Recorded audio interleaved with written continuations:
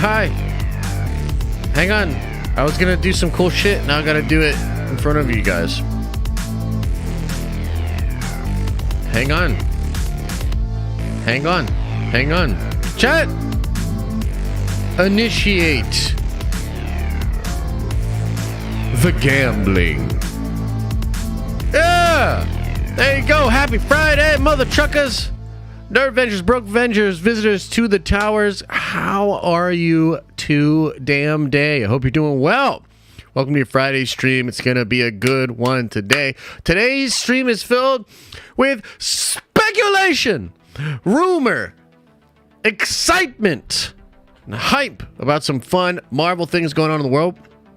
Maybe some other news will drop as well. I will save time for a couple of call-ins in the back half of the stream because we've had such a crazy week with different nerdy things happening that, yeah, I think it's appropriate to just kind of see what you guys are talking about. What are your different takes on the things that happened this week, whether it's the first reactions to Wakanda Forever, whether it's James Gunn, whether it's Henry Cavill, whether it's Ant-Man or whatever, you know, there's a lot of different things that we can get into. Num-nums. So that's kind of what we're going to do today. Kind of keep it as a chill stream. There will be no video today, but we've got some really juicy videos coming out over the weekend, okay? So I'm going to record a Doctor Doom video.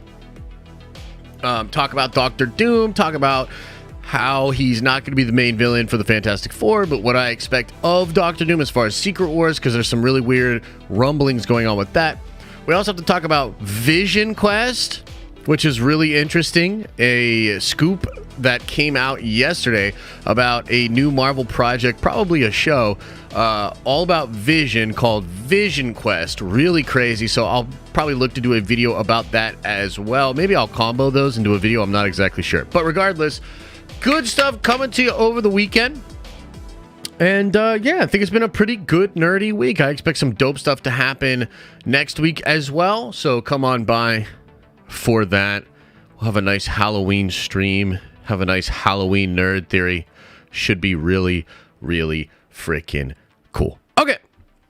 So I guess we should get into the main topic at hand. A little rumor that popped off yesterday that has a lot of people thinking.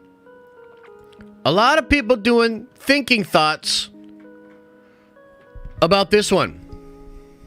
So let's get into it.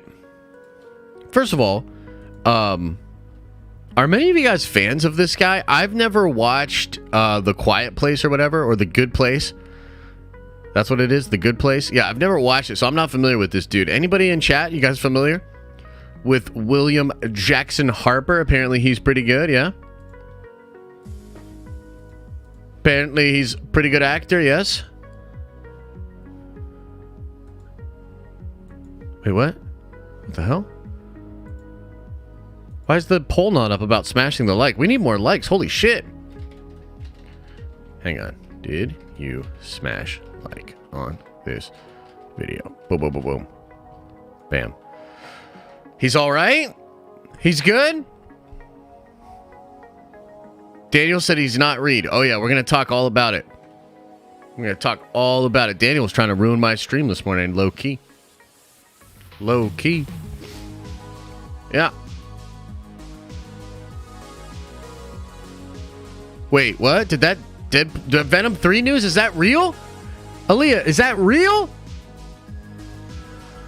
Venom 3 news? Holy shit. Okay, that's pretty interesting. Huh? Okay, let's take a peek at this. Breaking news, everybody. And also I'm going to sneeze.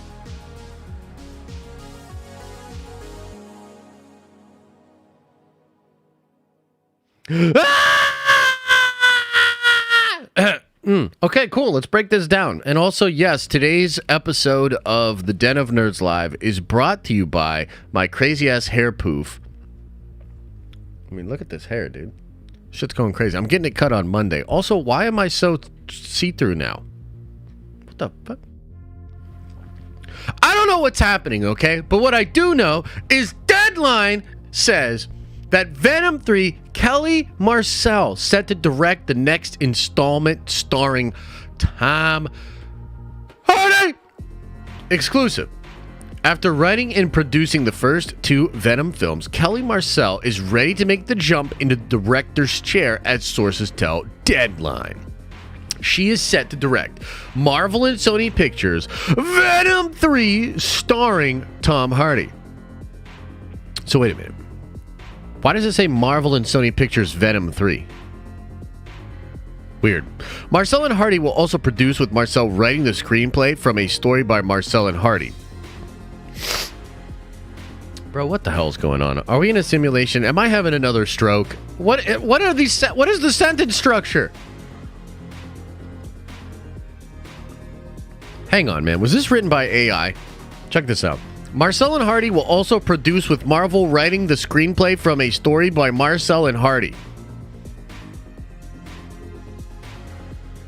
I'm going to read that again. Marcel and Hardy will also produce with Marcel writing the screenplay from a story by Marcel and Hardy.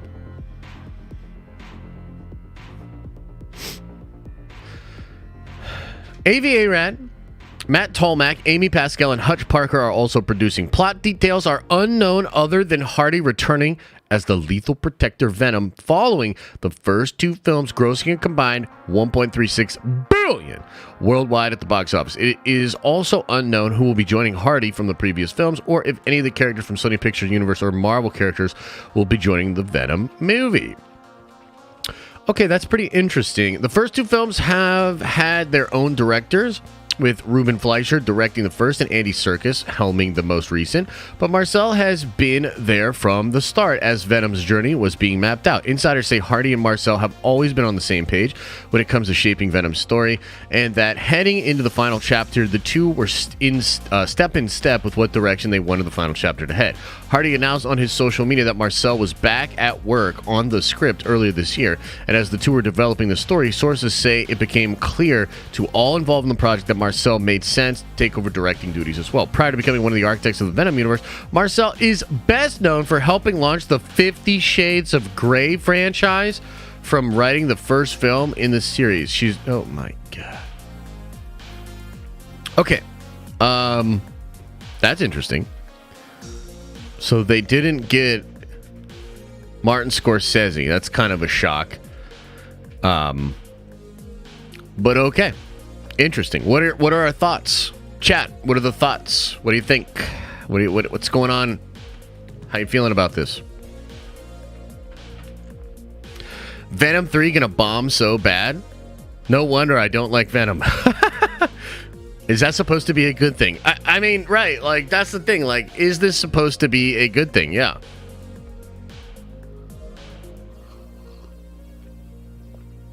I don't know. There are elements that I like from both of the Venom movies. I did feel like the second one is not as good as the first, even though it does some really interesting things. It's just not as good.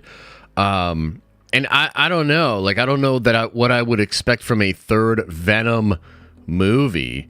And this is not a director that, to me, is inspiring a lot of hype or anything like that, right? So, to me, like, Andy Serkis was a good pick because you're like, oh, mocap, the godfather of mocap, and somebody that's, like, really, really good in Hollywood. Like, yo, that's crazy, Andy Serkis.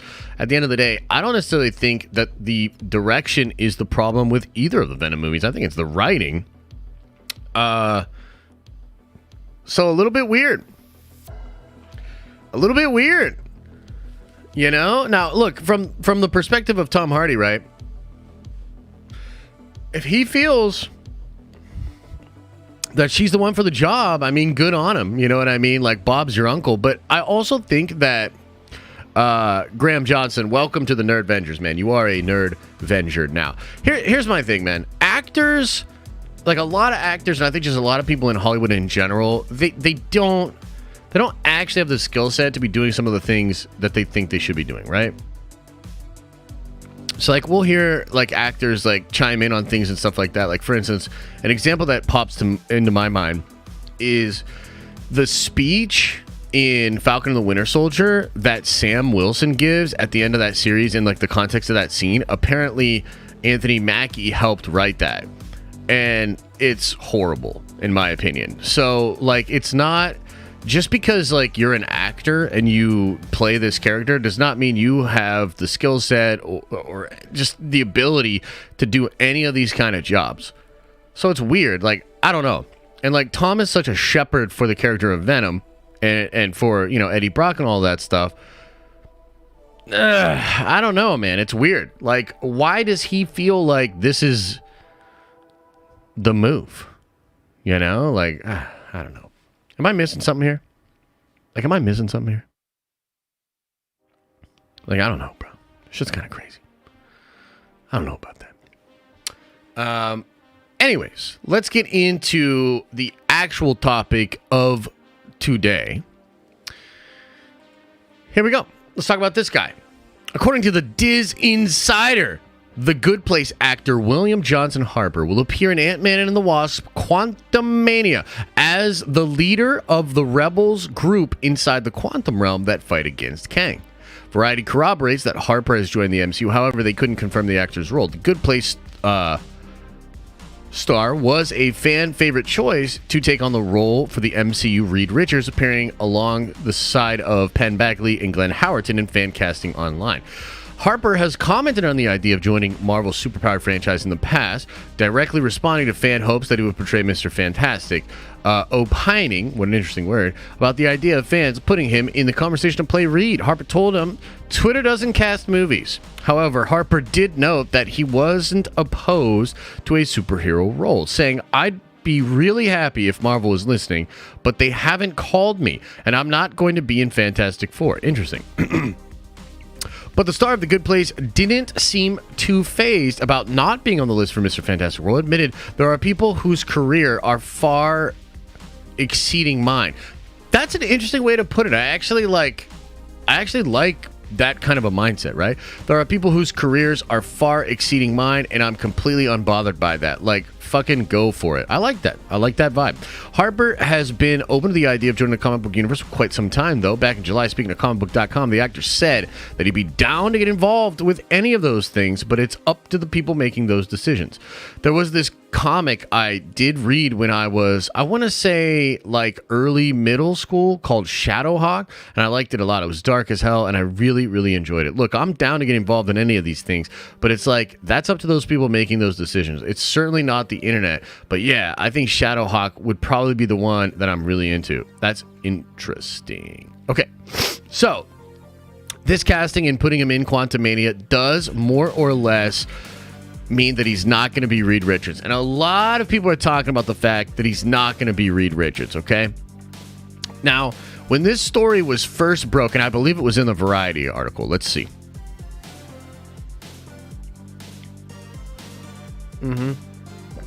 See, this was what kind of confused me about the whole thing, okay? Sources tell Variety that the actor will appear in Ant-Man and Quantumania, though his role remains a closely guarded secret. Marvel declined to comment on the casting. Okay, so that word, closely guarded secret, like that phrase right there, right?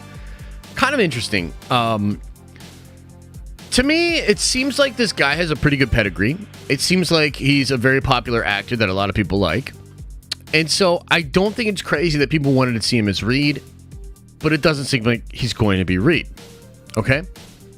Now, yesterday there was a lot of speculation on who he could be.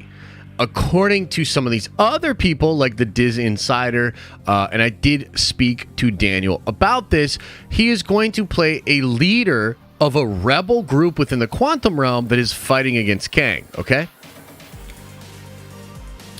That's cool. And at some level, like, maybe that's enough. But I also thought, as I think many of you did, how crazy it would be if he were Iron Lad. Because to me, he actually does look like he's got a similar facial structure to that of Kang. Okay, to Jonathan Majors. He kind of looks like he could be like Jonathan Majors' little brother or a younger Jonathan Majors, right? And one of the variants of Kang the Conqueror in the comic books that ends up fighting against him is Iron Lad, Nathaniel Richards, who basically discovers the future version of himself and decides he's not going to allow that to happen. And so it would be really crazy if he became somebody like an Iron Lad in the film. Now, Marvel will often take characters from the comic books and like make a new version of them for the MCU, or combine them with other characters from the comics and do kind of like a hybrid thing with them, right? So I don't know, man. Like, it's possible he's just this rebel guy, but the variety thing where they say a closely guarded secret is really, really interesting to me, and I'm not sure what's the deal with it, okay? There's something similar going on with Emilia Clarke's character in Secret Invasion, where a lot of people are saying, oh, well, she's maybe a Skrull princess, Varanki, or even a Skrull queen, right? She's possibly that character, while a lot of other people are saying, oh, she's Abigail Brand, or maybe she's a version of Abigail Brand, or maybe she's both. Maybe she's a version of Abigail Brand and a version of Varanki. That's her like actual true Skrull identity, and there's something really weird going on there. Well, it's possible that something like that is going on with this guy and this character as well. Another scooper, the Great Phase, whom a lot of people are saying, is not accurate on this one, and I think Great Phase has had a few L's lately, right? One of them, or Great Phase was saying that it could be this guy right here, ARCTUSRUS RANN, okay? And, we'll go through a little bit of stuff here because I want to talk about who this guy is, because I think it's technically possible that a version of ARCTUSRUS RANN could be who this dude is playing. Even if he's just a rebel leader, he could also have some kind of a weird back history himself, and he could be ARCTUSRUS RANN. So, who is this guy?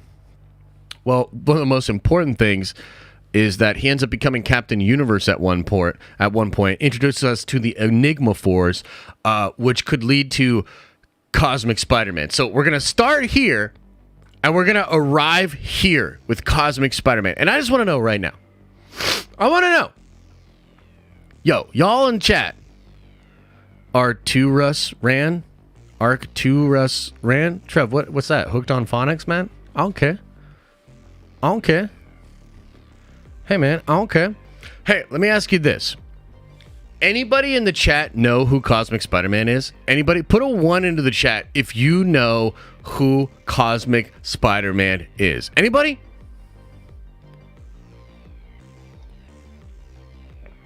Anybody? So a few of you out there. Yeah. Bro. So we're going to get there, okay? And then I was like, bro, Cosmic Spider-Man. Also, Hulk gets the Unity power at one point, so Hulk becomes Cosmic Hulk. Holy shit. Let me look up a picture of Cosmic Hulk. Let me see if I can show you guys here.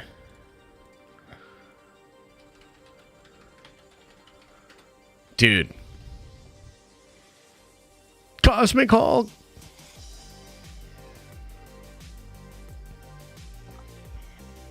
I mean, it's not the best picture of him. Yeah.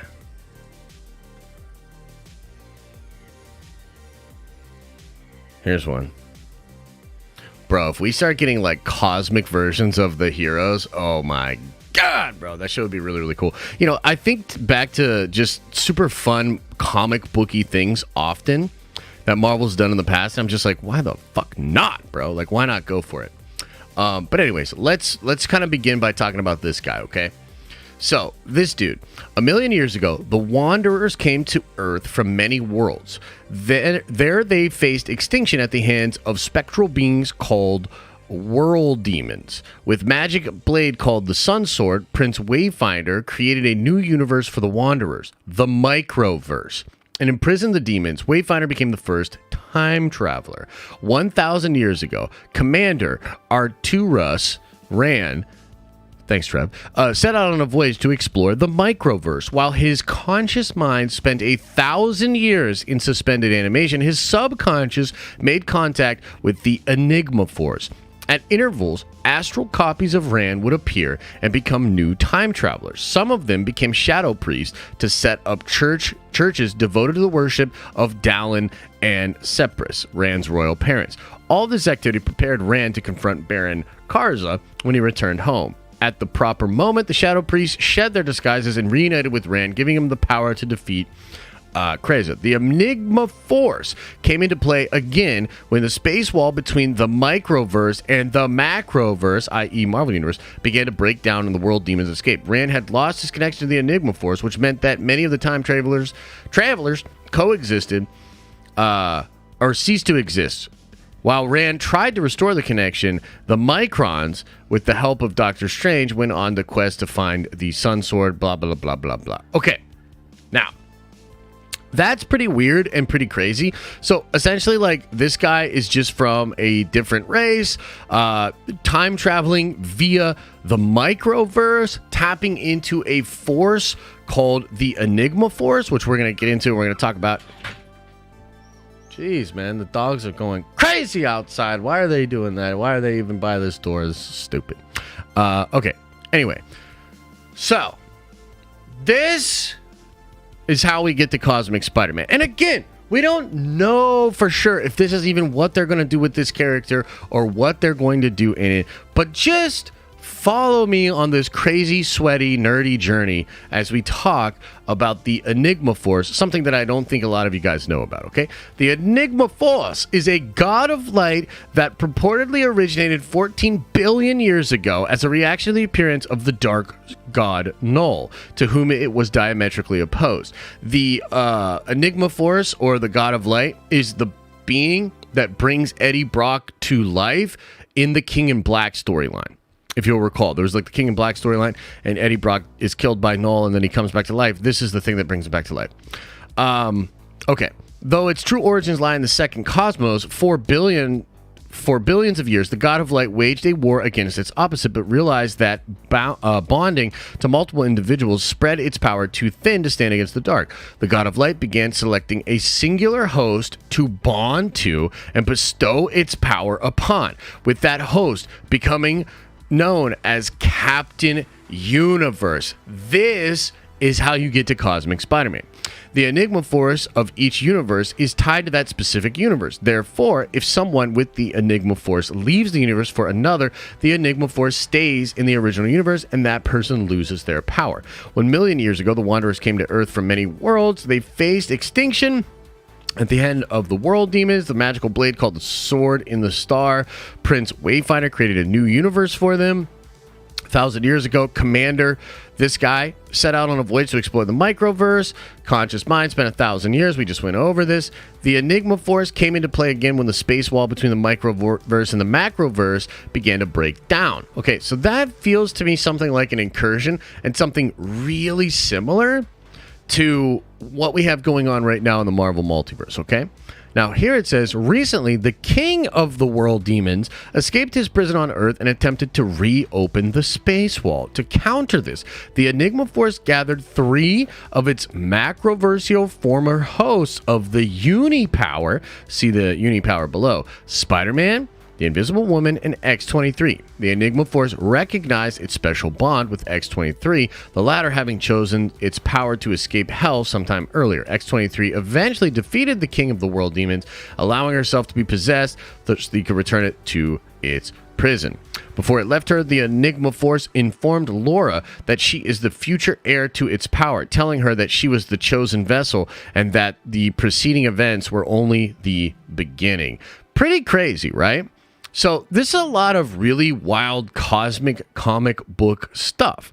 But at the end of the day, right, Marvel likes to take these kind of things and these ideas and adapt them in like arguably a much more digestible way for mainstream audiences, okay? So when I think about this guy, right, and when I think about the idea of the microverse, which I do believe is something that's going to be explored, it is again possible that he is just simply playing a rebel leader. But it's also possible that he's a rebel leader that has ties to massive cosmic connections. And I was thinking about this because, like, you know, in Endgame, right? We get some really fun, like, fan servicey stuff. Like, we get Captain America with Mjolnir, right? We get Hulk with a gauntlet. We get Tony Stark with a gauntlet. We get Thor with 2 hammers. You know what I mean? Like, we get some really, really fun comic booky stuff, right? Hail Hydra Cap, like a lot of fun stuff. Well, you know, the Unity Force or the Enigma Force and Captain Universe and, you know, Spider-Man becoming Cosmic Spider-Man, Hulk becoming Cosmic Hulk, or, you know, X-23 or whoever. This is just a really fucking fun comic book thing.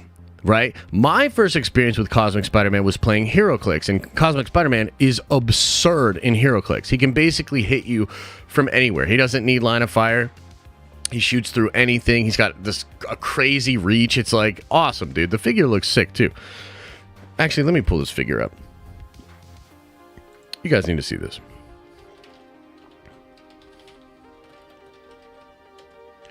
Because it's awesome.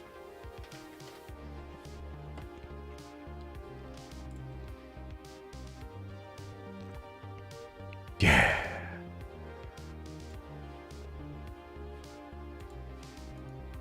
Yeah. If anybody's looking for a really cool present and they want to give it to me, this would be cool. I mean, it doesn't look as cool right here, but I'm telling you right now, he's awesome. What does he got? Yeah, 10 range, the Univision. His line of fire cannot be blocked. It's fucking crazy. So anyway, and also I had a Cosmic Hulk as well. Cosmic Hulk was sick. Okay. So, definitely we're speculating. You know, we're just theorizing and stuff like that.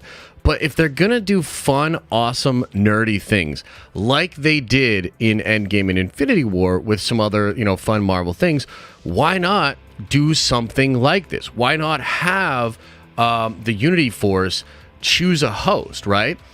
And even if it doesn't necessarily happen at this phase in Marvel, I think moving forward, you're going to have to see crazy stuff like this because the power scaling is just going up and up and up.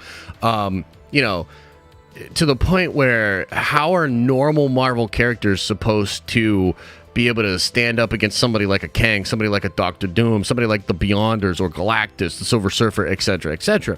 Well, I think one of the ways you do that is with cosmic enhancements like this, right? When Thor becomes the Herald of Galactus and has the power cosmic, that shit is just fun, dude. It's like really, really cool.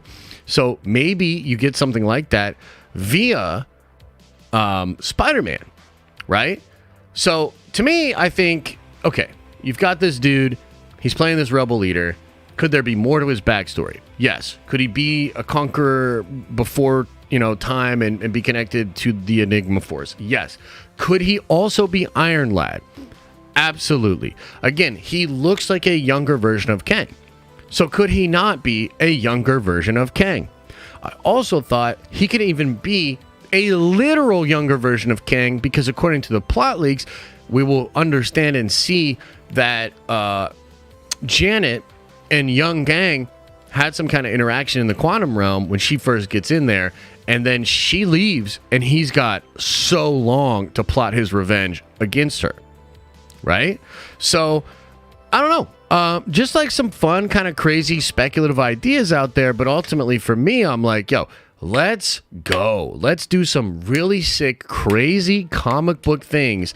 And I would absolutely love a character like Tom Holland's Spider-Man to go through this arc where he's doing all the street level stuff and he's, you know, being all of that, but then to be gifted incredible power like this via the Enigma Force, that would be awesome. And again, it's just one of those fun nerdy things where like, you know, when Iron Man and Rescue go back to back in the battle against Thanos, like that's just hype, right? The Valkyrie and Spider-Man together, like these really, really hyped up cool moments. Why not, dude? Why not do Cosmic Spider-Man? I think that would be incredible. And also I would love to buy the hot toy and some figures like that, right? So it would be sick. I'd love it.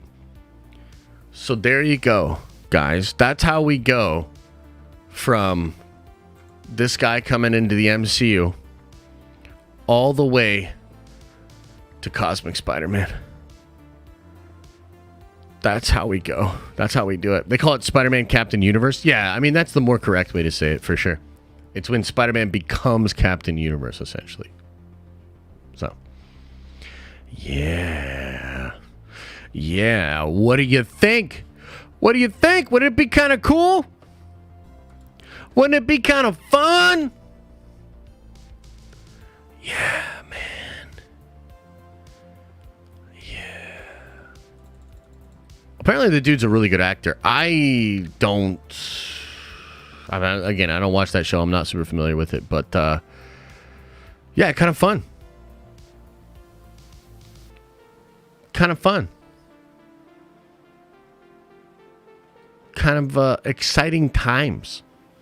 It's also kind of fun that a lot of people are talking about Wakanda Forever, man. A lot of people are talking about the Superman news, too, with Cavill. It's been a really interesting week with just a lot of fun, nerdy stuff kind of, being spread out there online. So I've had a lot of fun covering it all. And, like I said, we've got a big video coming out about Vision Quest. We got a big video coming out about ye old Doctor Doom. And I expect some more crazy stuff to drop next week as well. So good stuff all around. I think what I might do, guys, is just get into the Q&A, go over the chats and the super chats, and then maybe have a couple of call-ins, see what you guys are thinking about. And then maybe we'll call it a dizzy. Maybe play a little Snap on the way out. I'm not sure. Is this a good time to explain to Josh that Agents of S.H.I.E.L.D. is canon? You don't say that. Bro, you don't say that. Snap! Should I snap it up? Should we snap it up? I honestly hope the MCU lives a street-level power scaling for a while. I think it will. I mean, if you look at the rumors when it comes to Daredevil, Spider-Man, Kingpin, Echo... it seems like there's some very serious street level stuff going on, which I'm so down for as well. Like, I like both flavors, right? Like, I do. But I can't help it. I love the, really crazy bombastic shit, man. Like, I like the really crazy bombastic shit. What level are you? I think I'm 28 or 29. I'm very close to 30. Very close. Don't snap. Wait, what? Come on, man. I love Snap. So I like it all. I like the street level stuff for sure. Like, dude, there's a couple of panels, and I think it was in Frank Miller's Daredevil run, where he has a run-in with the Avengers, and he's explaining how he sees the Avengers, and just that they're like these gods, and he can smell and feel the repulsor of Iron Man ready to kill him at any moment, and all these different things. It was... Y'all remember that at all? How many decks have you prepared, Josh? I think I got 3 or 4. 3 or 4, something like that. Why is nobody comparing the blue person we saw in Miss Marvel that had the wristband to Namor's people in Black Panther 2? Seems like a connection possibly worth exploring, no? It could be. I think until we see the movie, we won't know for sure. Your boy is 46? That's pretty sick. Yo, let me ask you this.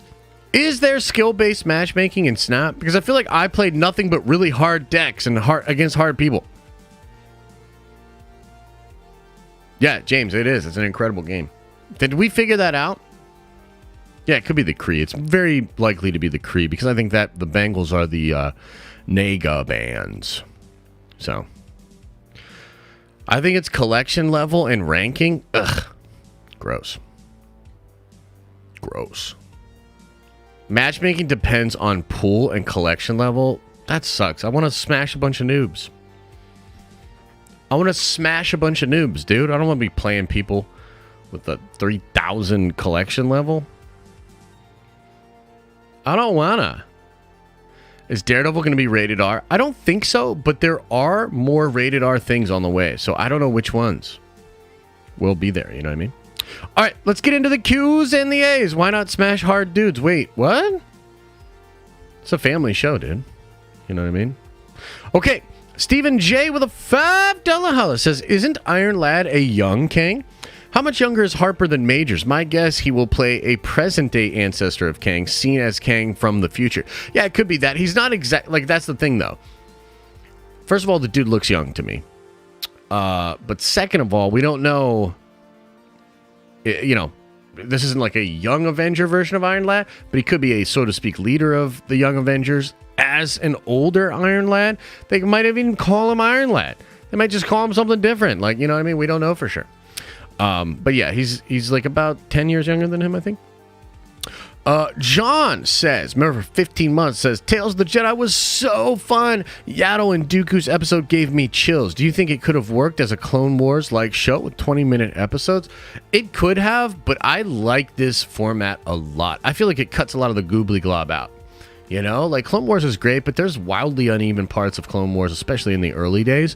This to me was like all the fat. Like, you know how Robert Rodriguez lied to us and said all killer, no filler, and it ended up being all Vespas? This is like all killer, no filler. Like, I loved Tales, dude. I felt like it was clean, just get you where you need to go, and it was really exciting, so. Jim says, with $5 holla, hopefully they pulled the Doom scene because he's getting a special presentation instead. Yeah, I'll talk more about that in the video, man. I don't know exactly what's going on. I'm currently trying to reach out to some people to get some tea. So hopefully I get some tea and then I can put that into the video. But I'm not sure exactly that that's what's happening. Haunted Autumn says, Eagle, today because I became a nerd coin millionaire. Wait, what? Did you really? Damn.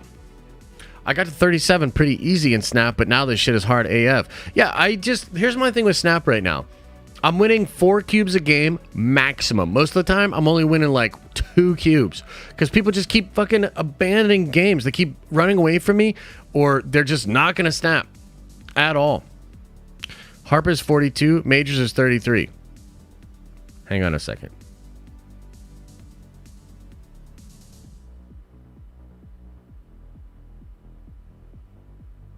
What?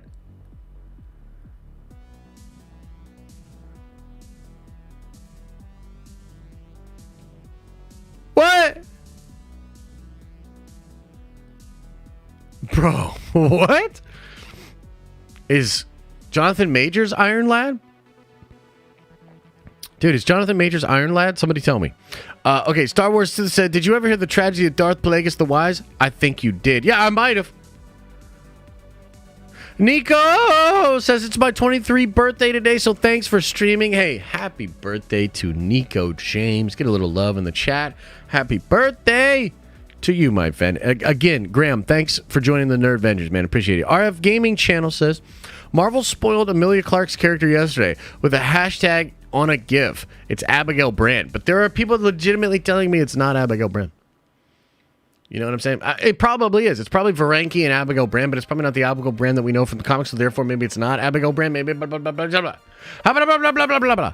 I don't know. But also, yes, she's Abigail Brand. Jared says, you like the Onslaught comic run? Bought and read a bunch of that. Pretty crazy story, and now on to Heroes Reborn. Ready for Namor? Denicoats! Yeah, dude, Onslaught's a really interesting character. Heroes Reborn was a lot of fun, dude. Heroes Reborn was a lot of fun. Can we get a Don Cheadle to be Captain Planet? You don't say that. Yeah, and he'll turn you into a tree. You know what I mean? He'll turn you into a tree. He who profanes, remember for 18 months, says, your hair looks like grandma smacked you in the back of the morning. Damn! Love you, Josh and Nerd Ventures. Keep up the good work, bud. Yeah, it's wild. It was even crazier on the Prime stream this morning. Dude, I don't know what's going on with this hair, bro. I got a hair appointment on Monday, okay? So everybody get off my back. Holy shit. Captain Planet, he's our hero. Gonna bring pollution down to 0.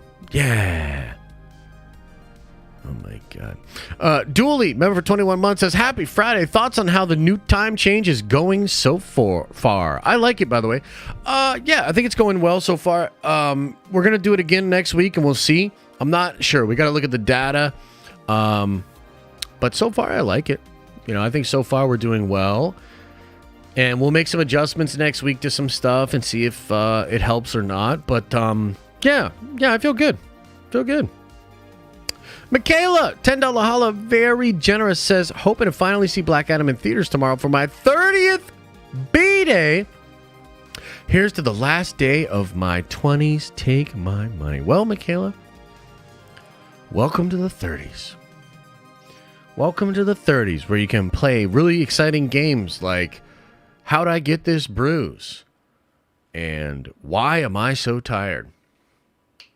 It's going to be a blast. You're ready. And also, 30s are the new 20s, except you don't feel like it. Shit's going to be real cool. No, you'll be fine. You'll be fine. And also, yeah, I hope you have fun seeing Black Adam. I had a lot of fun with that. Elisa and I are going to see Aladdin, the musical, tomorrow. So that's going to be pretty fun. That'll be pretty cool. Yeah, wait till 40. I know, right? No more scoops will be dropped here for a long time. Bye. I don't know what that means, but also go in peace. I wonder about them random bruises every week, right? Josh, do you know how matchmaking works in Marvel Snap? I don't, but everybody's telling me it's probably collection level and rank a little bit. 40s is the new 30s, bro. I know, right? I know. Crazy. A Butta says, Nerdventure, stand up! Hey, yo, Josh! Who was the Sith that Ahsoka straight up waxed and beheaded in the final episode? Just some cool-looking dude. Just some cool-looking dude. Just hit 40? Nice. If you enjoy seeing the musical tomorrow, would it shift your perspective on the Marvels rumor? No, I mean, look, musicals are cool live. But I don't want to see, like, I don't like musical episodes of popular shows. I don't like when movies do musical parts. Like, nah, fam. That ain't it. JP, member for 13 months, says 1 year member chat, the Cosmic Hairbrush Anniversary. Oh, shit, bro. That's crazy. Josh seems excited for the Watcher to be gone. Oh, well. No, I don't seem excited. I don't know what you're talking about, dude. I just don't even know what you're talking about, dude. Hey, Josh. About Andor, I just wanted to say that the pacing in this show is perfect along with the production, but it's boring because nobody cares. Yeah. How do you feel about Filoni breaking Disney Star Wars canon with Tales of the Jedi? I think that whatever Dave decides is the way. That's what I think. Filmic says, who do you personally want to play Doctor Doom? I'd like Javier Bardem. I would like Adam Driver. I'd like Ben Affleck. Yeah, those are a couple that I would like. Revolution says, any deck building tips for Snap? Yeah, you got to go with an archetype. So if it's a discard themed deck, cool. If it's a movement deck, cool. Which, you know, a lot of you probably bought Miles Morales, so the movement deck could be cool. Maybe it's a Mr. Negative deck, which, by the way, I finally pulled Mr. Negative yesterday. Can you believe I'm almost at collection level 3,000 and I finally got Mr. Negative last night? Holy shit. So yeah, I would pick a archetype that you like and then just tweak it from there. There's a couple of good websites that have like sort of the meta decks out there. Snap Zone or Marvel Snap Zone is one of them or whatever. So yeah, something like that. Entertainment Weekly YouTube page released a video with Filoni and John. Let's watch it. I already watched that yesterday. I'm sure a lot of people have. It's a really cool video, though. It's a cool video. And again, why is that video not all of Star Wars? Meaning, like, those two dudes together, like, why aren't they, like, on the stages? Like, why aren't they promoted? Like, why aren't they, like, you know what I mean? It's just crazy. Just crazy. Okay, so somebody asked me about Vision Quest. I'm going to do a full video on this, but I'll give you the TLDR, okay? Could be a number of different things. There was a run in, I believe it was called Vision Quest, where it's after he gets rebuilt and reprogrammed, and he has to, like, rediscover who he is, okay? Which could line up with White Vision at the end of WandaVision. But what's more interesting to me is after he gets rebuilt by Iron Lad, he goes on a vision quest trying to rediscover who he is. That would be fascinating as well. And also, like, maybe his ideas and connections to Stark Tech and Armor Wars.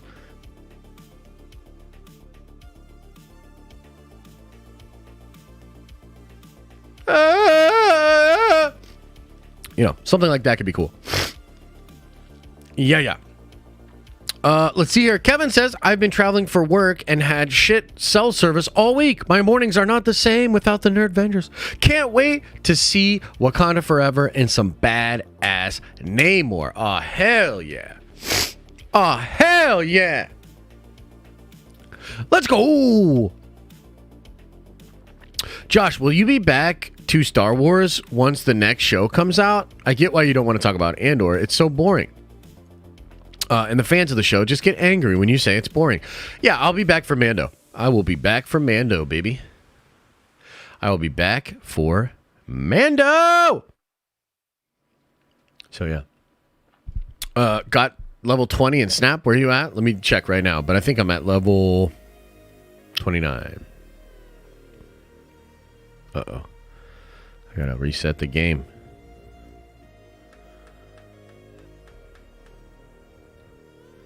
I gotta reset the game, bro. So Yaddle rescues Grogu theory is shot. True. When do I think the DB manga returns? I'm not sure. Probably next year. Probably next year. Oh, I'm level 28. But I want to be 30. I actually I want to get to 100, man. Namor. Yeah, I know. He's pronouncing it more like Namor or whatever, right? I saw a couple of those clips and whatnot too. They look really cool, dude. Wakanda Forever has a lot of hype around it. So it should be... I'm excited. I'm really excited to see that one. Dick Balls manga? Hell no, there ain't no Dick Balls manga around here, bro. Namor. Yeah. Dirt Wizard!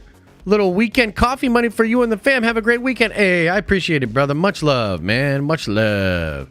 Much love. Thank you, guys. Okay, should we do a couple call-ins? A couple of y'all want to call into the show? A couple of y'all want to call in to the show?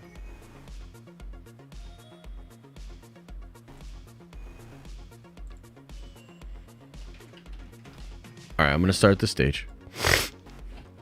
How do you call in? You got to be a member and you got to be on the Discord. Ben Snow says, I'm thinking about watching the 90s X-Men show on Disney+. I know it's really good, but how faithful is it to the comics? Is it like reading them? No, not really. I mean, there are a lot of differences, but you still get the spirit of those characters and you get the spirit of like their adventures together. But yeah, it changes a lot of stuff up.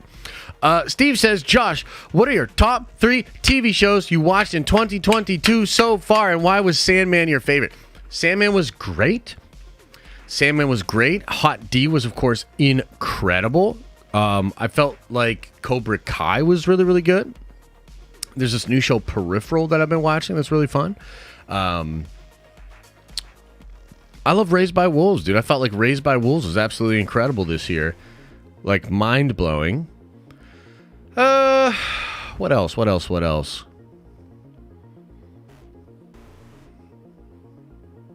Yeah, I don't know. Maybe those will be the ones.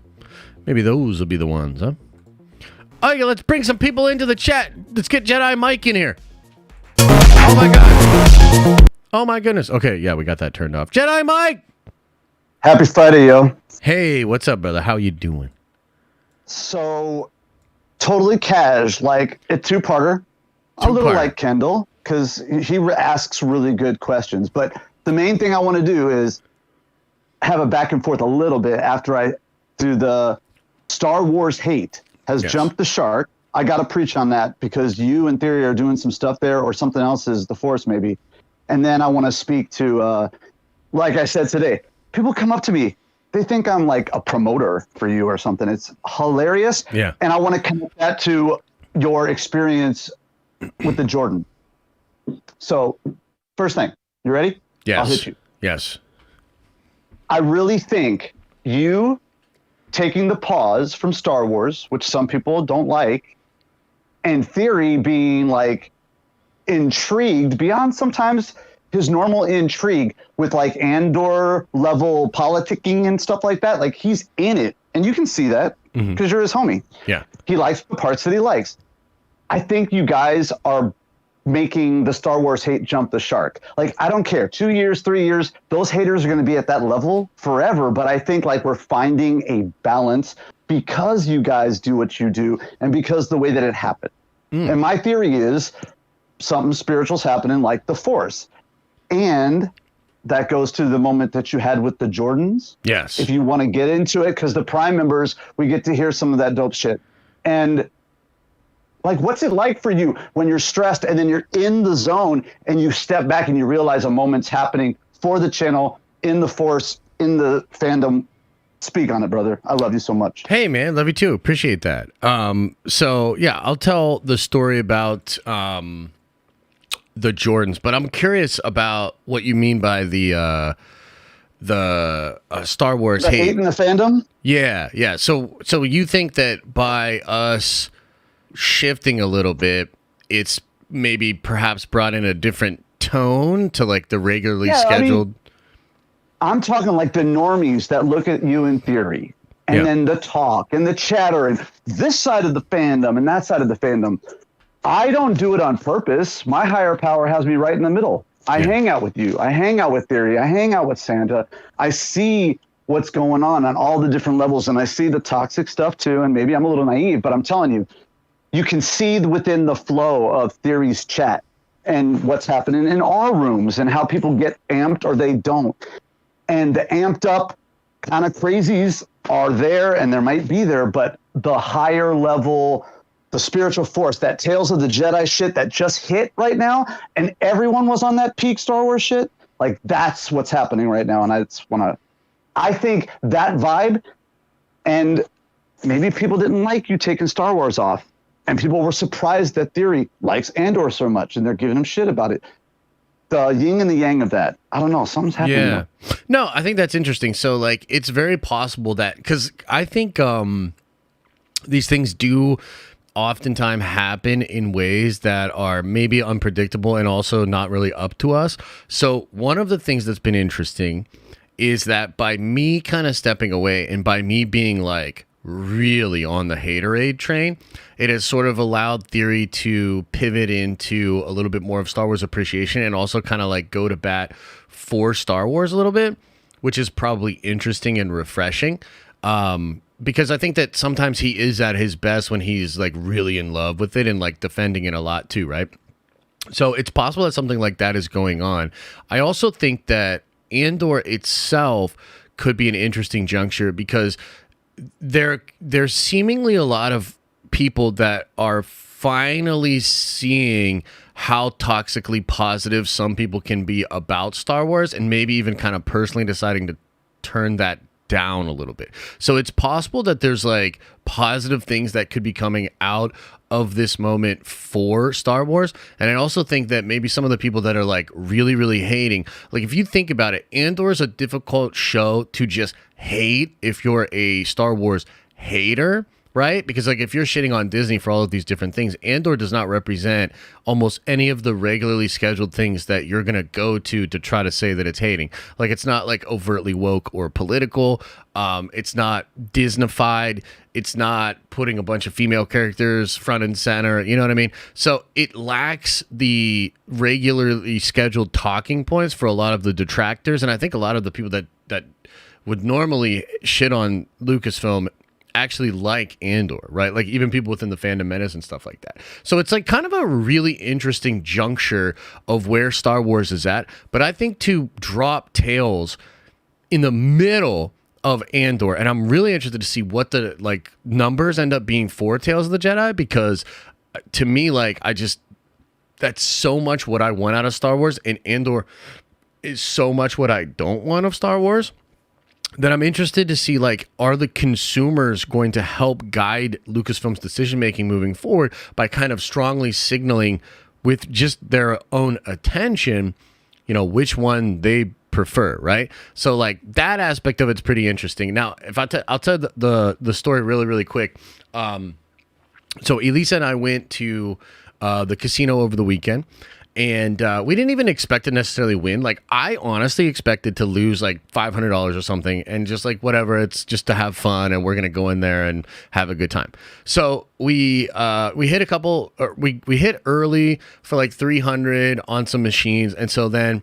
Those machines kind of go cold, and so we're like, okay, let's go find a new hot machine. So we end up accidentally going to a part of the casino that is high stakes, and within like 2 rolls, we put $100 in each, and within like 2 spins, I have lost $100, and I'm like, we need to get the fuck out of here. And randomly, Elisa hits and wins like 800, she basically wins like 700 from that machine. So then we fool around for a little bit. We make a little bit of money. We lose some back. We end up coming out like between $600 and $700 on top.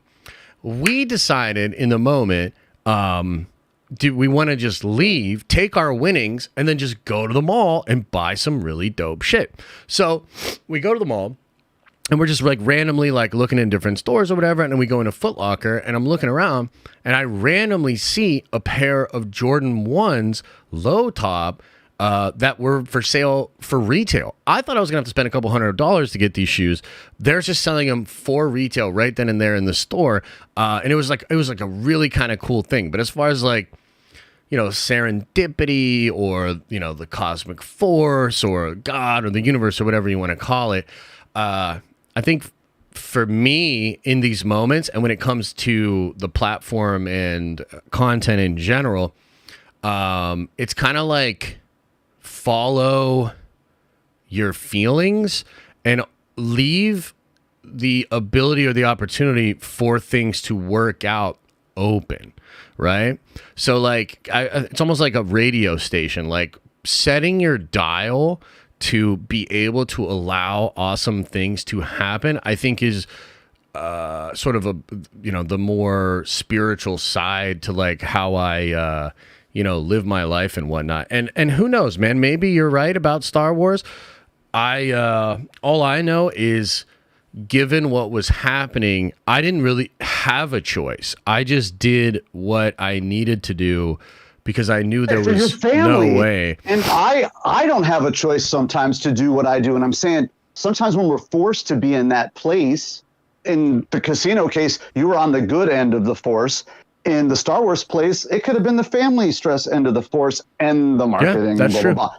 But I'm saying, like, in some days, I don't ask good questions. And today, I'm telling you, whether it's me and Vito on Miami or it's me and Sheev out in LA, like shit is happening. Star Wars Explained. I'm talking to Meg. I'm hanging out with Santa. You say you want to be a little bit like Meg. Like, we're changing as we grow, and the force is fucking happening. And I love you, bro. Hey, have man. a good weekend. Much love to you as well, my friend. And thank you for the interesting and introspective question. Appreciate you as always, man. As always, everybody DM me in the tower. DM Jedi Mike in the tower. Do it and get it done, because he handles marketing for us. Okay, let's bring on Kendall. Kendall. Much love, Mike. Hey, what's up, brother? I don't know if I can follow up Mike's. He specifically knew. He knew you were in the queue, and he was like, all right, I'm going to take it today. But anyway, yeah, what's up, bro? Shit. Just real quick, like Quantumania, bro. Like, I'm not an Ant-Man fan. Not a fan of any of the Ant-Man movies. Like, I have both of them in my bottom 10. And other than the Kang stuff, it looks like Ant-Man is going to be in my bottom 10 again. So, you know what I mean? Like, seeing the Ant-Man scenes, other than the Kang scenes in that trailer, did not look good to me. Like, it doesn't look appealing. It kind of gave me vibes of, not so much vibes of Thor: Love and Thunder, but a little bit of those Thor: Love and Thunder vibes. But the only thing that gives me solace is that, like, Kang, it looks like they are going that dark route with Kang and whatever. And but it's just Kang gang a bust. Like, Jonathan Majors isn't going to let a movie flop. He's not. Right. But that's not what I want to talk about today. Anyway, Wakanda Forever, bro. Like, you mentioned the clips. Like, I've been hyped for Wakanda Forever, but specifically because they came out with like the clip with like Riri Williams, and they came out with the clip about like Nakia and them talking about T'Challa. That clip with Namor, bro. Like, when he's talking to the Wakandans about like, why did you open up your gate? Like, just his tone and his, bro, this movie is gonna be effing epic. Like, I don't know, it might be top 5 for me. Like, that's what it's feeling like from these clips. So my question is, do you think that this movie is really going to challenge a lot of people's objectivity? Like, what I mean by that is, like, there are a lot of people out there who like in this realm of digging their hands and feet in this recast T'Challa movement. And quite frankly, like, I find it ironic and hypocritical that like a lot of these people are talking about Marvel making movies for profit off of T'Challa's death. But then when I look at some of these channels, the only views that they really have come from having T'Challa in the thumbnail and talking about recast T'Challa and continuing to drum this up, even though no new news is happening.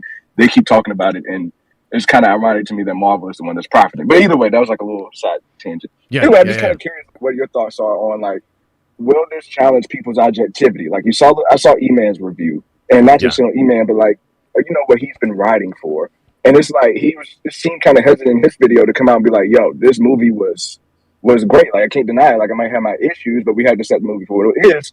But it's like, he wants to take, it felt like to me like he wanted to take a moment to see what he could say to make this movie not feel as good as it is. And I hate to say that, but that's just the vibes that I got from it. So my question to you is, like, do you think this movie will be one of those that really challenges people's like objectivity? Like, as far as, do you think this would be high enough quality to be like, bro, you can't really knock this movie. Like, there's not a legitimate knock on this movie type area. That makes sense. No, 100%, man. Yeah, no, for sure. I like that both questions. Let me take you out of here and let me kind of dig in on both of them. All right, bro. All right, much love, man. Thank you for those. Appreciate it, man. Much love. Yep, no worries. Okay, so first of all, I think it's a totally fair question. Let's start with Wakanda Forever.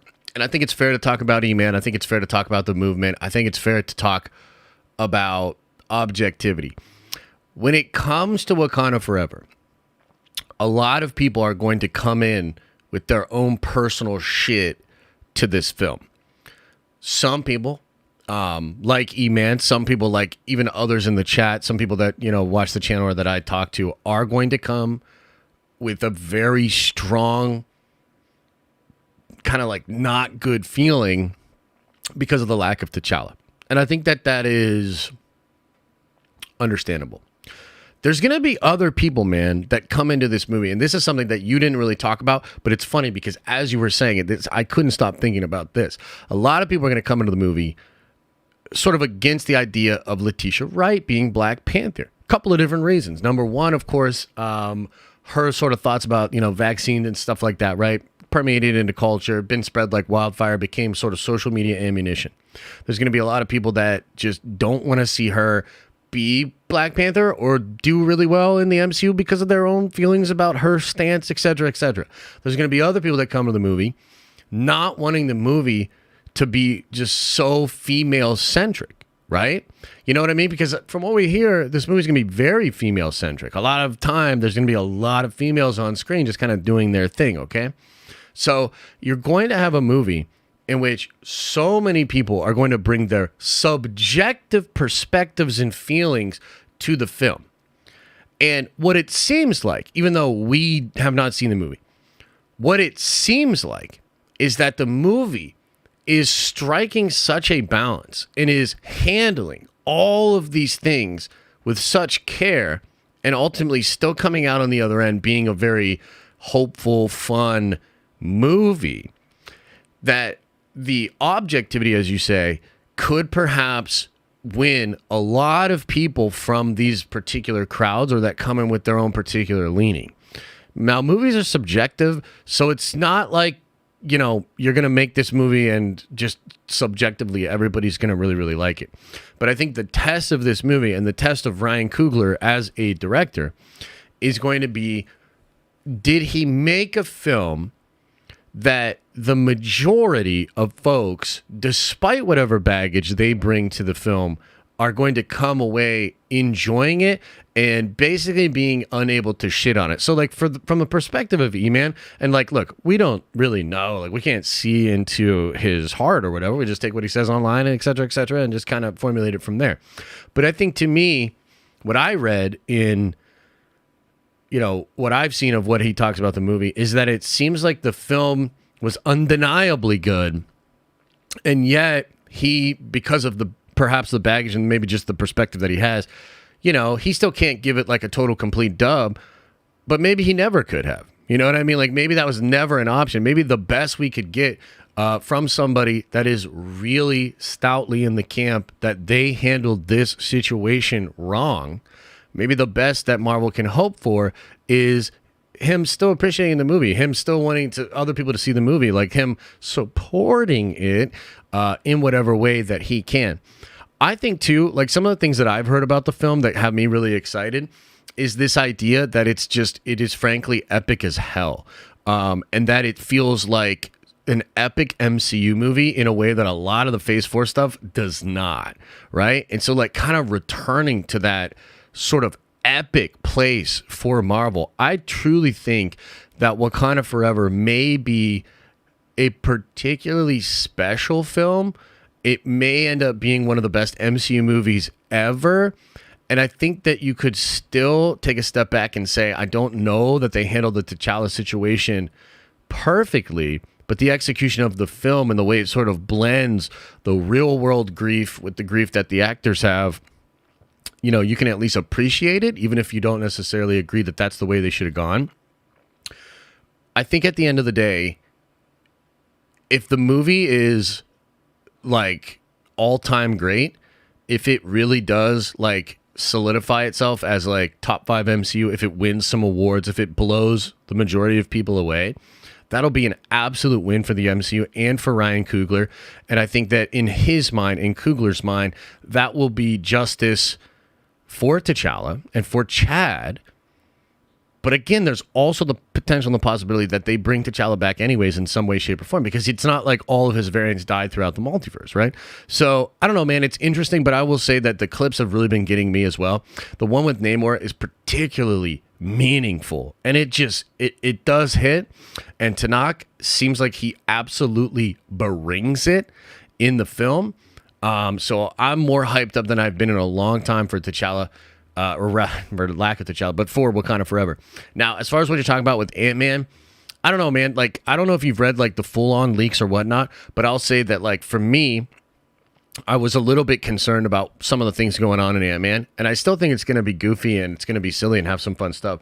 But upon reading a lot of the leaks and some of the things that they changed, like around MODOK, etc., I was like, dude, this seems like a much better movie than it could have been. And I think it's going to be really cool and set up some very fun stuff for Kang in the future of the MCU. So yeah, I don't know. I think it'll end up being a big deal, and I'm actually a little bit more sold on it than I think you are. I think it's going to be a little bit more mature and be kind of dope. But yeah, I also understand where you're at. Let's get Angel Stock in here. Angel. What's up? How are you, man? What's going on? Yeah, doing great. Definitely happy to be a part of the stream. Man, this new time is great. I know not everybody loves it, but I definitely am enjoying it. But I kind of wanted to just piggyback off what you guys mentioned earlier about how it's interesting that Tales of the Jedi was released while Andor is kind of going on, and I just can't help. I don't know if this is like conspiracy kind of thing or whatever, but in Nerd Theory, you guys were kind of talking about like, okay, what is John's role in all of this? You know, obviously we know Dave was promoted, and then recently that whole KK thing, you know, with she can't like really announce projects anymore. It's all kind of coming out in interesting timing because that video that just came out with John and Dave talking about the future of Star Wars. Yeah. Kind of tackled, like, it was really weird. It seemed like everything they spoke about was purposeful. Like, they literally talked about how their offices at Lucasfilm are right next to each other. So now we know, or I didn't know this, but I guess John has a legit, like, office at Lucasfilm. And they have, like, maps, kind of like just road maps about all these different characters and how they would interact, or how stories would intertwine with each other when it comes to like Ahsoka, or they specifically brought up Skeleton Crew, and they specifically even brought up Andor, as in like there's all these different flavors that are coming out of Star Wars, and they said, you know, like they literally said Andor is a political thriller type thing, right? And then they talked about Ahsoka. They said like fantasy and things like this, right? So it's kind of like, I wonder if finally there's like more transparency that's kind of moving forward with Star Wars and Lucasfilm as a company in general. I wonder if this is kind of like the start of the change, like the change, basically. Sure. Yeah, And I that's think basically it. yeah. Well, first of all, I really appreciate the question. I'll linger on this for a little bit and talk about it for sure. So yeah, man. Thanks for that. Let me just kind of get into this a little bit. Much okay? love. Much love, man. Take care. Okay, so let me talk about this a little bit. So I agree that it feels like something is happening. It definitely feels like something is happening. Michelle Rejwan stepping down or being booted or whatever is massive. Disney saying don't announce stuff, I do feel is massive. I guess for me, the issue I have is that this video with Dave and John was shot at D23. That's the word, is that this was shot at D23 and just recently released for whatever reason. And here's the thing, like John is very energetic in that video and very, very hyped up. But I don't know how much of that's like real. You know what I mean? Because he did Book of Boba Fett, bro. You know what I mean? So it's like hard for me to like I can't really like just cling to that video or whatever and be like, yo, this is it. Like, this is the shit that's happening. But I will say that it appears that either through the data, like maybe back end stuff or just like sales in general, that Disney is very aware that shit is not popping for Star Wars. I just don't have a whole bunch of faith on the way that they'll structure it and move it forward, right? Because like even, you know, like you said, when they're talking about all these different projects and they're talking about like I feel like Andor was a thing that's like totally Kathy. It's something that was also put into play before Dave really got his position as like, you know, like chief creative over there. Because, you know, Dave's like talking about, you know, the toy box and like bringing out all the toys and all this fun stuff. And it's like, John is just doing the Hollywood thing. You know what I mean? As much as I like Jon Favreau's work, he's just doing the Hollywood thing. He's just hyping up all their shit. You know what I mean? Talking about the process and being elated and all these things. And like, to me, like, I just don't know that I can buy it. You know, like, I just don't know that I can buy it because John has said things in the past that to me don't, you know, flush out. And it's like, you look at Book of Boba Fett, what the fuck is going on with that? What happened? Why is Mando off air for 2 years? So maybe I'm just personally at a point where I'm so jaded that I can't like even, like, to me that video is meaningless, like legitimately meaningless until I see like actual structural changes over there. And the Michelle Rejwan thing is a big deal, but like, I need more. Like, I need to know more of what's going on, not less. So I don't know. We'll see. Maybe we're at the tip of the iceberg of things that are going to change and happen. I'll tell you this. Star Wars in 2025, a movie with sequel trilogy characters. I mean, how well do you think that's going to go, chat? Like, do you guys think that that movie's gonna pop off? Like, do you know what I'm saying? Like, do we think the 2025 Star Wars movie done by the Miss Marvel director with sequel trilogy characters, y'all hype for that? Y'all think that shit's gonna pop off? I don't know, bro. You know, like, for me, it's like, what do they got to do? They got to fail on the biggest stage possible before they figure out that they have no idea what's going on? I don't know. I'm just, I don't know. Like, for me, again, I can't get there yet, you know? But let's bring on J Mike Official. Last call in of the day. J Mike. How you doing? J Mike!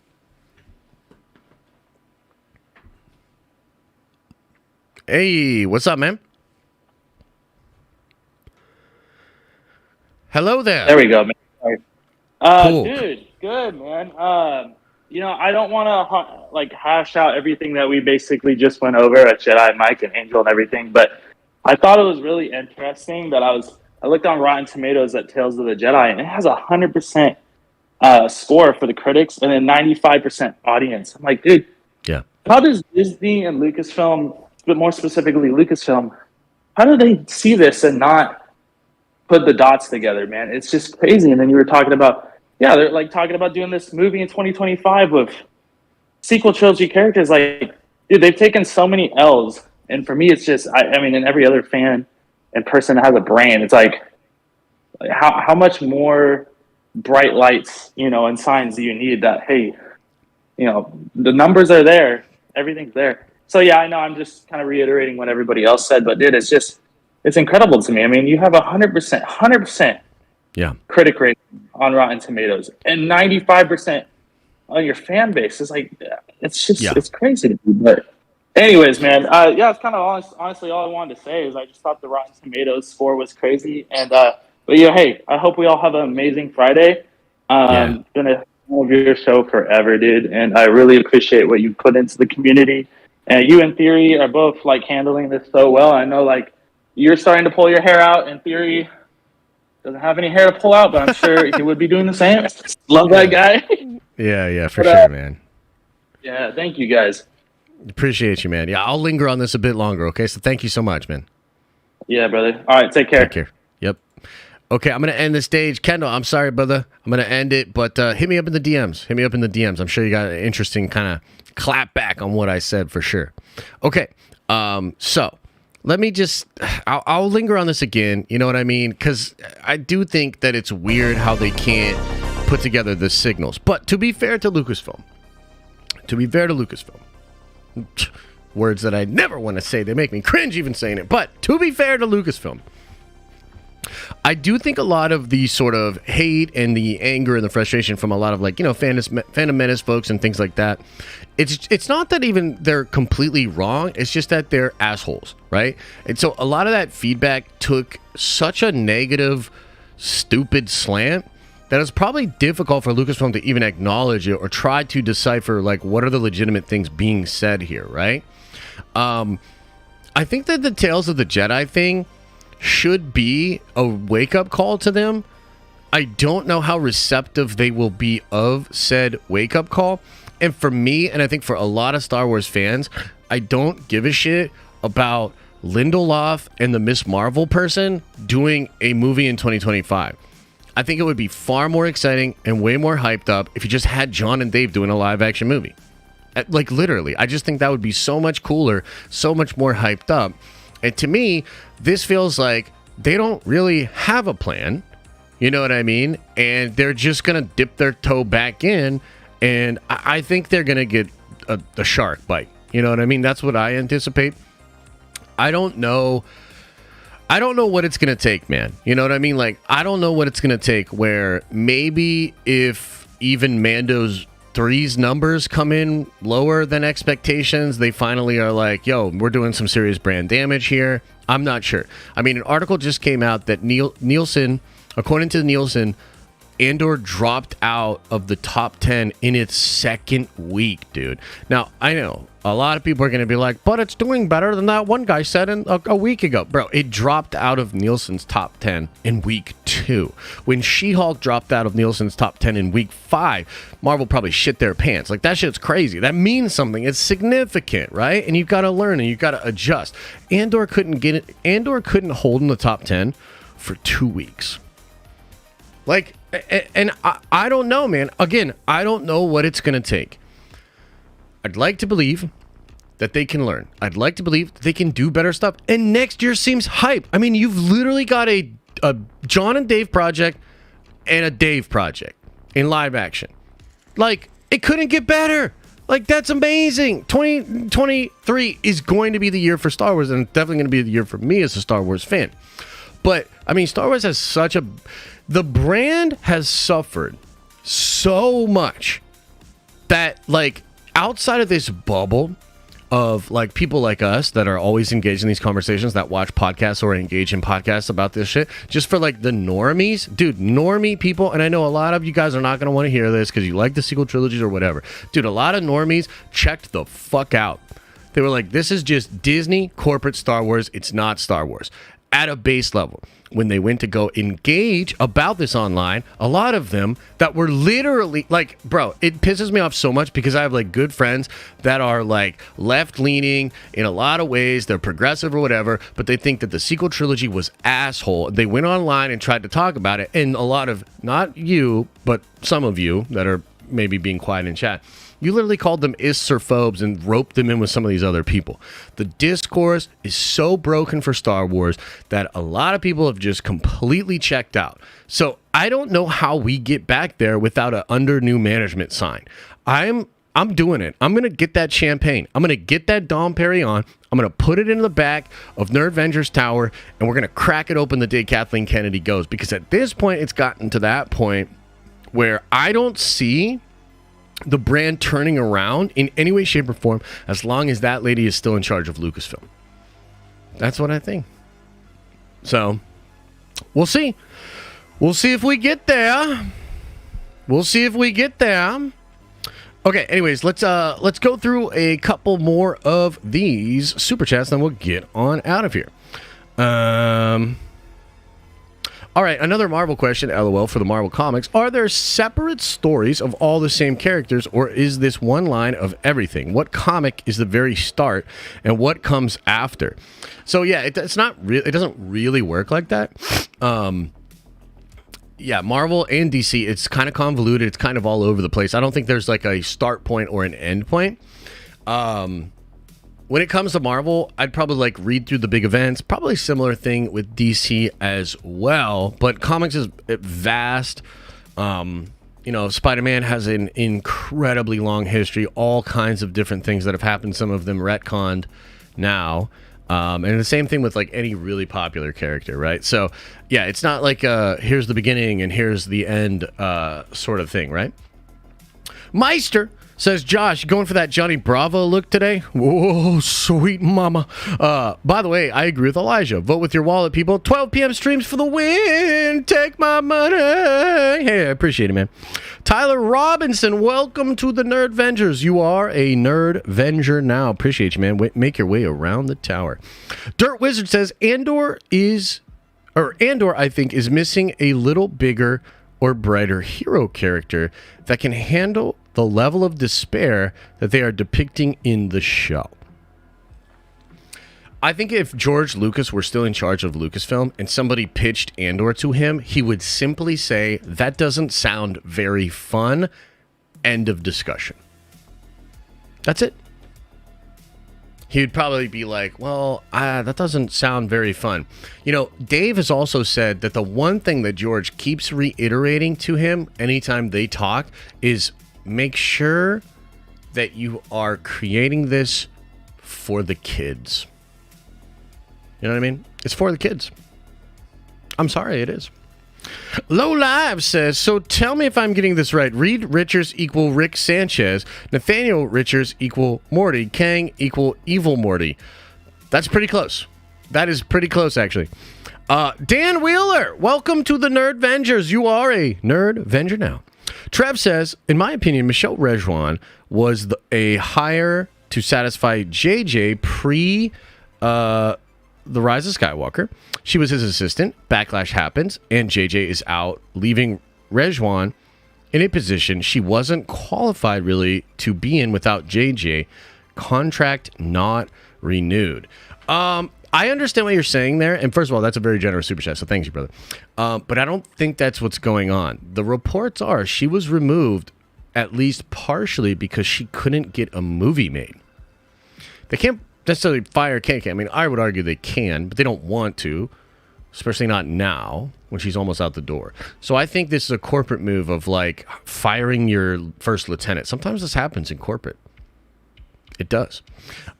So I think the word is that she just couldn't get a movie made, and also they like Chapek probably did this as a power move essentially to be like, yeah, this isn't going to go the way you want, Kathy. And I think it could be sort of the tightening of the grip. Now, it is true that KK, or rather, it is true that Michelle Rejwan came up at Bad Robot, but Michelle Rejwan is an incredibly ambitious, ruthless producer, right? someone that also Kathy Kennedy seemed to really, really like. So I've heard a lot of stories of how all of the worst things that people think KK is, that she actually isn't. Michelle Rejwan is. Michelle Rejwan is that to the core, right? So it's an interesting move that she was removed. And I don't think it's as simple as her contract was just run out. But appreciate the love. Fernie says, Dr. Doom the Musical, a Disney Plus presentation coming soon. I'll jump out the window like Mr. Immortal, bro. Chris Listenfeld says, in your opinion, Josh, what went wrong with the Book of Boba? It wasn't given enough time. Like, okay. So John has said in interviews that they didn't want to just make the movie or the show about the sort of grumpy, dark gunslinger type dude. Sometimes I do agree that, let's say, subverting expectations, right? This fucking subverting expectations. I think sometimes that is the move.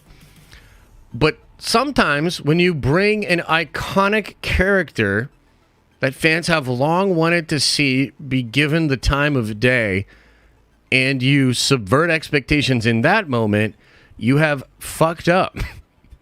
So I think it was two things. I think that at a base level, subverting expectations about Boba Fett, stupid.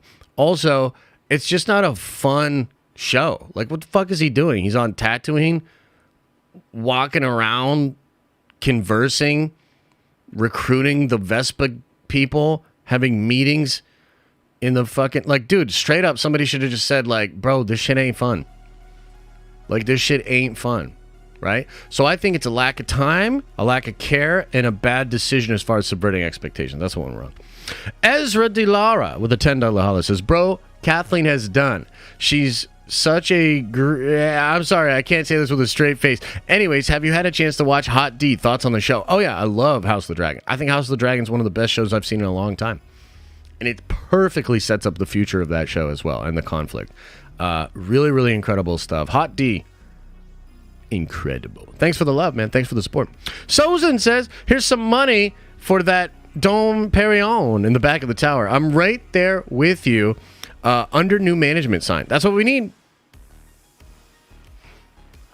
That's what we need. So hopefully that's what we get, man. You know, we'll see. Okay, let's hang in the chat for a little bit. See what you guys are talking about. Then I got to go record some videos. Again, no video today, but I should have one out for you tomorrow. If not tomorrow, Sunday.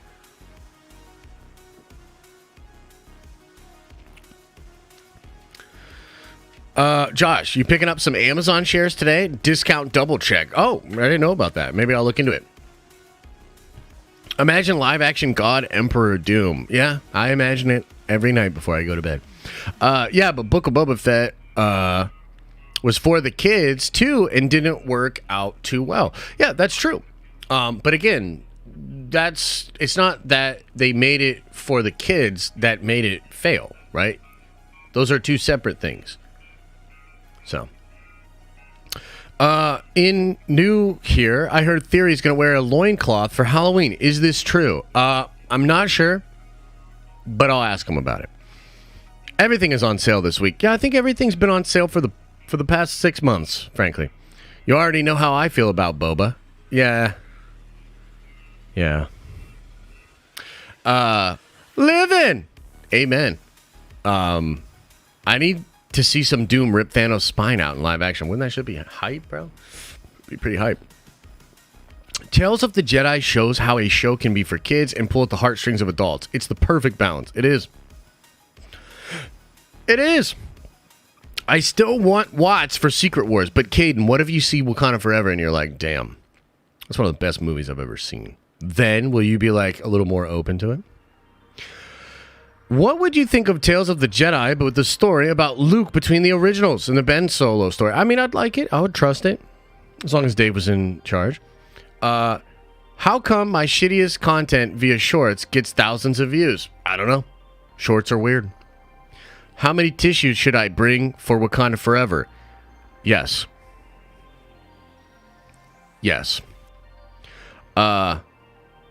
Coogler plus Goranson. I mean, it's a good combo. It's a good combo. Namor needs to be a top 5 MCU villain. I think he might be. Bismo, I don't know, brother. I don't know how all that works. Shorts are kind of weird. That algo is very different. Do you think Disney will ever sell Star Wars? Says Renee. Well, first of all, I hope you're doing well, man. I hope the wife's good. I never thought until a couple of weeks ago when Mark Fernandez brought it up that would be possible. But at this point, it just really depends. I mean, what if this next Star Wars movie does like 300 million worldwide? You know? I mean, what? Like, I don't know what the back end numbers, but I cannot imagine that Star Wars sales are doing very well right now. You know what I mean? Like, I just can't imagine that being the case. And the negative PR has been like crazy, dude. $5,000 shots, $100,000 Grogu toys, like fucking $5,000 a night at a hotel and shit. Like, how much more is Disney gonna try to show us that they don't give a fuck about Star Wars? They're just using it to sell shit. You know, like it just feels very broken. You know, play a few games of Snap. I mean, I could. What happens to Disneyland Galaxy's Edge if they actually sell Star Wars, though? Oh, they'd probably just put something else in there. Will Doctor Doom arrive in Phase 5? Oh, yeah, I think so. Howard the Duck special presentation. Real question is, how do we wait so long for a damn Star Wars movie? Oh, I know. It's absurd. It's absurd. Oh, yeah. Okay, I'll play a couple games. Okay? I'll play a couple games. Everybody relax. Yeah, man. Who's my favorite Ninja Turtle? Donatello. He's the purple one with the staff, right? Let's play a couple games.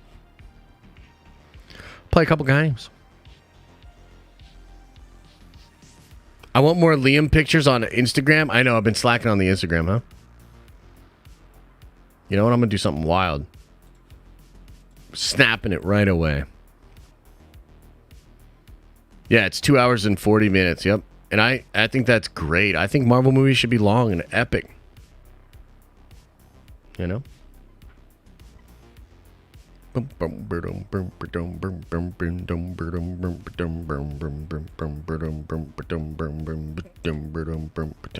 that is rough, but you know what?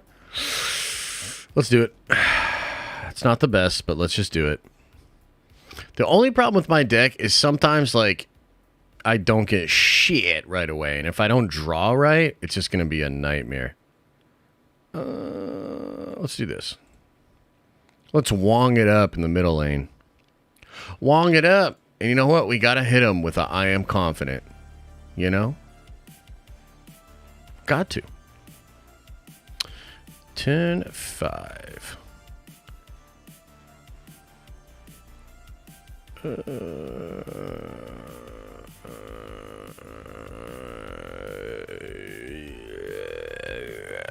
I'm hoping to hit 4 off of this.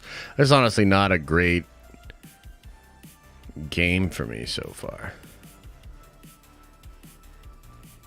Pulling Thor real quick. No big deal. Just pulling Thor. Ooh, that's not bad. That's not bad at all. Oh. Oh, I see.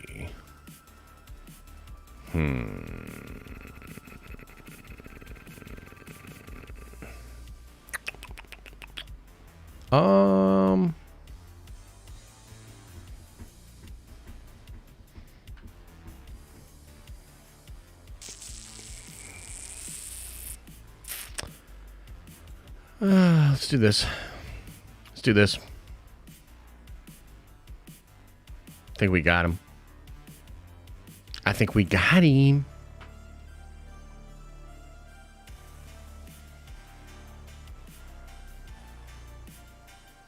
All depends on this. What a bold move. Almost worked. But we got him! What up, Orange Grove? Cool. Can we do this? Oh, let's do it. Let's upgrade the Wong. Hey, did anybody get a gold back card yet? Aw. I'm glad it makes you happy. Anybody get a gold back card yet? I still haven't got one.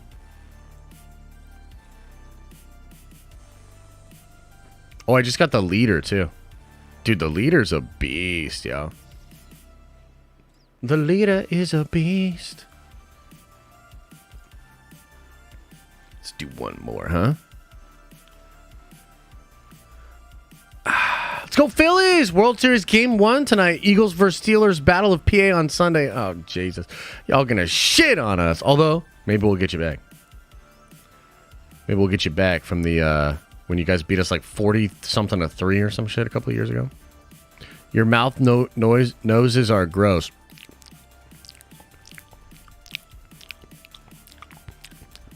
I don't know what you're talking about. Not yet, but I've upgraded my sunspot to infinity twice. I'm almost there to 3. Sick, dude. Sick. Ooh, now here's the thing.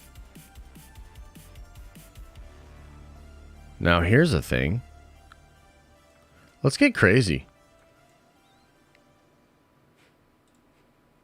Hit him with a I am confident. And let's get wild. Yeah. What? No! Damn it. What a fucking butthole, dude. Sheesh. Hey, that's not bad, though. Dooming it up.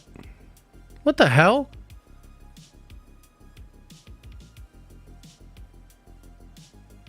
What the okay, cool. Cool, love that.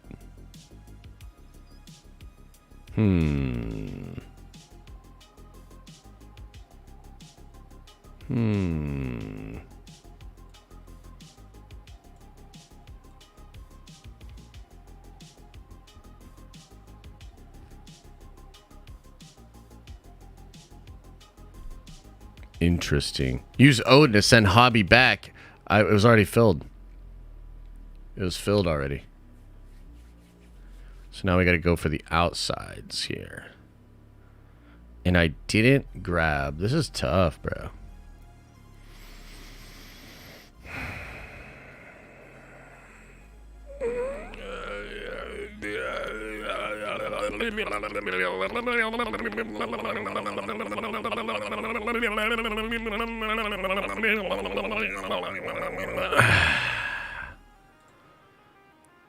Yeah. This is a tough one, man. I downloaded Snap. It's been nice knowing y'all.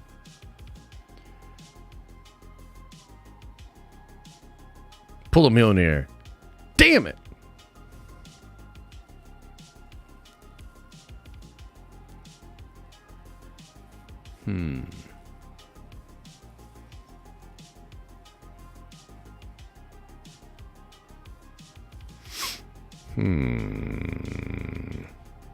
Maybe he'll play some stuff over here and I can hit him with another Spider Woman. Have you tried Jubilee with Infinite? Yeah, that's a good combo. I mean, you can't like guarantee that you get it or whatever, you know what I mean? Is this guy even trying? What the hell's going on here? Is this guy a bot?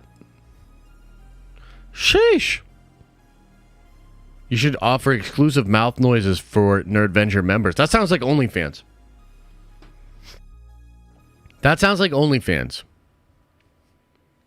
Do you know of any online video editing jobs? I'm looking for a job right now. No, but I do know there's a service that Patty Galloway just started that you can actually see where other big YouTubers are looking for work, jobs and editors and such. So check that out.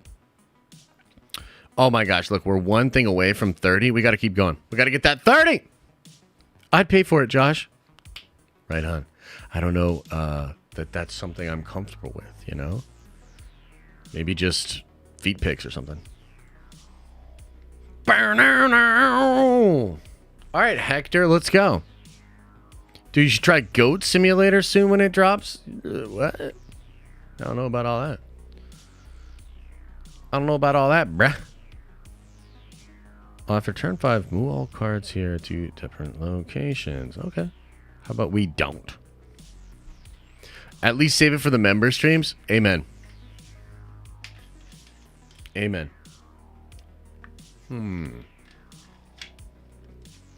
Oh, hell yeah.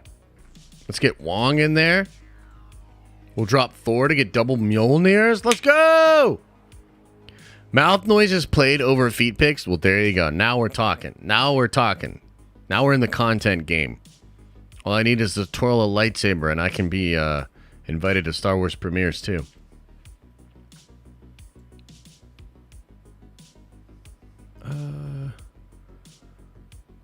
Fuck it, dude. Even if they destroy Iceman, it ain't that big of a deal. What's the name of the YouTuber again? Look up Paddy Galloway. Paddy Galloway. Cartoon streams tomorrow. That was fun. No, but maybe next Saturday. It'll be the first of the month. So. Yeah. Twirl a lightsaber. Give me that Mjolnir, man. Oh, this guy thinks that we're stuck over here and we just gotta do all that kind of shit. Oh, wait. Maybe I should do it over here to get... You know what? Fuck it. Yeah, let's just beef. Let's beef it up. Let's beef it up over here. Beef it up! Do a flip! Do a flip! Come on, give me a Mjolnir. Give me a Mjolnir. Gimme.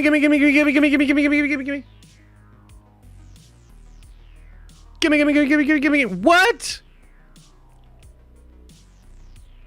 Pretty simple move here, though. So let's see here. Yeah, man. Although I guess I could have done it there. Either way is fine. I think we got him.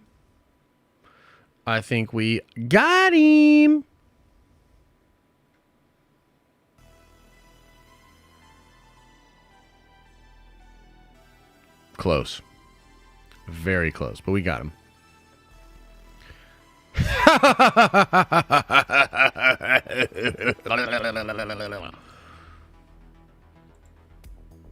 Level 30! Level 31. 200 credits. Cool.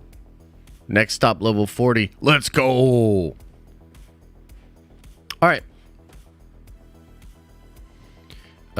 Use Odin to send Hobby back. Have you tried Jubilee? Yeah. We tried. All right, everybody. Much love. Thanks for being here. Thanks for checking out the streams all week. We'll be back at it next week.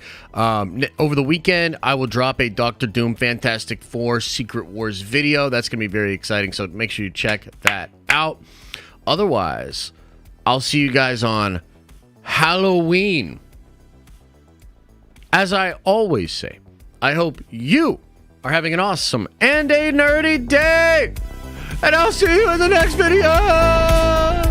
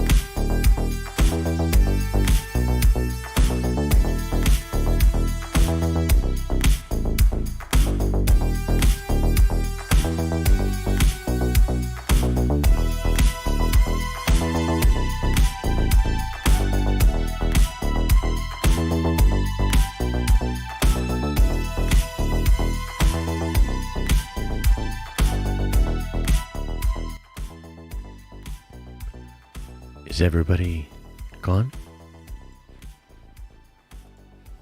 Did everybody leave?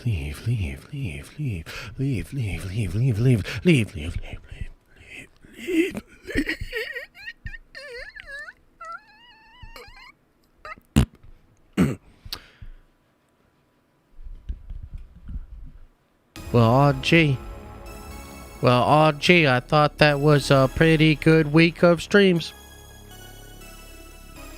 Well, gee, I had a pretty good time hanging out with you. Well, gee, I'm pretty hungry. Better go get some food. Oh, gee.